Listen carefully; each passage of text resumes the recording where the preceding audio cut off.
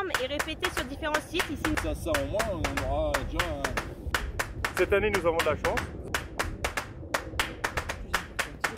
et sa fertilisation. Bonjour à toutes. Bonjour à tous. Ah, regarde, c'est pas mal.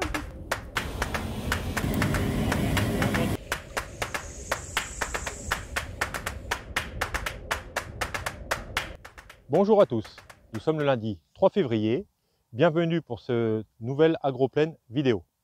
Ce nouveau format a pour but de vous alimenter en informations techniques pour les cultures en place et à venir afin de vous aider dans vos futures interventions. Nous allons commencer par le colza cette année.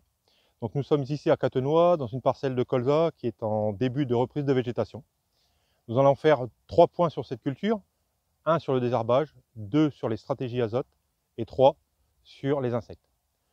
Si on commence par le désherbage, aujourd'hui on est en début de reprise de végétation, donc il faut arrêter tous les rattrapages avec des produits destinés à détruire les dicotylédones, donc les produits comme le yellow, le mozart ou les callisto pour détruire les cendres. Nous arrivons à des stades limites, donc il faut arrêter. Pour les antigraminées type propusamide solo aussi, il faut arrêter autour du 15 février parce que nous avons une DAR de 150 jours et nous serons hors délai par rapport à la récolte. Pour les stratégies azote, puisqu'on a le droit de mettre de l'azote depuis le 1er février sur les colzas, mais rien ne presse pour l'instant. Hein. Les colzas, on est dans des sols qui sont saturés d'eau, les racines sont en hypoxie, donc il faut raison garder par rapport à ça. La première chose à faire, bien sûr, c'est les peser, parce que l'avantage de la culture de colza, c'est que la biomasse est directement proportionnelle à l'absorption d'azote. Donc l'intérêt des pesées est très marqué, que ce soit en manuel ou en satellite comme le Farmstar. Donc on fait une pesée entrée-hiver et aujourd'hui nous on a fait les pesées sortie-hiver à Catenois. Si vous avez des plants de campagne aussi, il est intéressant de les peser en entrée-hiver afin d'estimer leur biomasse parce qu'on sait que si vous mettez par exemple des févroles, dès que vous avez 1 kg de biomasse en févrole, vous pouvez retirer 30 unités d'azote de votre dose bilan prévisionnelle.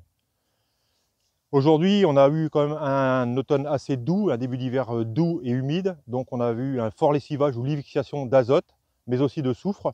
Donc il ne faudra pas oublier de mettre du soufre sur vos colzas. Hein. 75 unités, c'est le minimum à mettre pour les colzas aujourd'hui. Et donc pour l'azote, aujourd'hui rien ne presse. Ce qui est important, les stratégies, c'est surtout pour les petits colzas. Les petits colzas donc, qui ont une biomasse inférieure à 800 grammes. Là, on peut commencer à apporter de l'azote. 50 unités plutôt en forme ammonitrate pour bénéficier de la forme nitrite pour pouvoir les alimenter rapidement et qu'ils redémarrent rapidement. Pour les autres, tout va dépendre des biomasses que vous aurez. Il y aura 1 ou 2 apports à prévoir, mais pas de façon urgente, pas avant le 10 à 15 février. Et le troisième point, ça va être les insectes.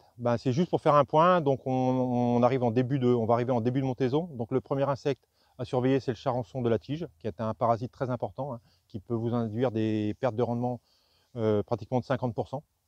Donc la première chose à faire dans vos parcelles, c'est pas d'intervenir, c'est de mettre une cuvette jaune. Votre principal levier, c'est la cuvette jaune, puisqu'on sait qu'il n'y a pas de seuil pour le charançon de la tige. Donc l'intérêt, c'est de piéger les adultes qui arrivent en culture. Et une fois qu'on a le pic de vol, on sait que les femelles sont prêtes à pondre une dizaine de jours après. Ça permet de déclencher ou pas les interventions insecticides. Nous sommes à présent dans une parcelle de blé, précédent betterave, qui est au stage talage. Alors que dire sur les blés? Pas grand chose. Aujourd'hui, de toute façon, réglementairement, nous n'avons pas le droit d'apporter de l'azote avant le 15 février. Ce que nous pourrions avoir à faire, c'est du désherbage sur des parcelles de blé semées tardivement et qui n'auraient pas été désherbées, ou des rattrapages antigraminées sur des parcelles compliquées en désherbage. Aujourd'hui, les sols sont gorgés d'eau, les céréales sont en hypoxie, donc en asphyxie racinaire, on va dire.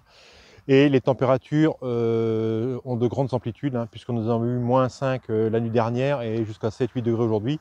Donc les conditions ne sont pas réunies afin de faire du désherbage. Il faudra attendre que les sols ressuient et que les températures deviennent plus clémentes afin d'envisager des désherbages sur les céréales. Nous sommes dans cette parcelle pour parler de désherbage en général. Et cette parcelle nous est mise en partie à disposition, donc 4 hectares, par l'agriculteur afin de mettre en place une plateforme désherbage dans le cadre d'Inoxatech, la centrale technique de notre centrale d'achat Inoxa. Donc nous allons faire une plateforme désherbage pluriannuelle, donc nous allons rester au minimum 3 ans. L'objectif est de tester tous les leviers disponibles afin de gérer les problèmes de désherbage antigraminé dans notre région. La première chose que nous avons mis en place, c'est différents leviers. Donc nous avons mis en place des semis sur différentes dates. Donc nous avons 3 dates de semis avec du labour, éventuellement des faux semis, du déchômage, des semis en TCS et même des semis en semi-direct.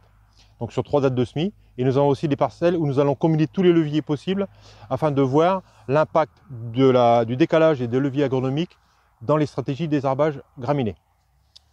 Nous avons en essai aussi décalage date de semis avec aussi du désherbage associé en mécanique avec de l'RC tri, avec 2 dates de semis et des stratégies sans flufénacet car c'est une molécule qui va disparaître après 2025. Donc nous envisageons l'avenir sans nouveauté éventuellement à venir. Nous aurons aussi toujours des essais sur les solutions qui seront mis en commercialisation pour les années futures, hein, donc des essais classiques en désherbage chimique. Et nous aurons un dernier levier avec les rotations. Donc nous aurons 3 rotations différentes avec différents travails du sol, labour non labour, afin de voir l'impact de la rotation dans le désherbage des graminées. Voilà pour ce premier agroplaine vidéo. J'espère que ça vous a plu. Si vous avez des remarques ou des questions, n'hésitez pas à nous contacter. Si vous voulez plus d'informations, vous pouvez aussi relire les agroplaines sur le site Agora ou contacter votre technicien. Et je vous donne rendez-vous pour un agroplaine vidéo numéro 2. À bientôt.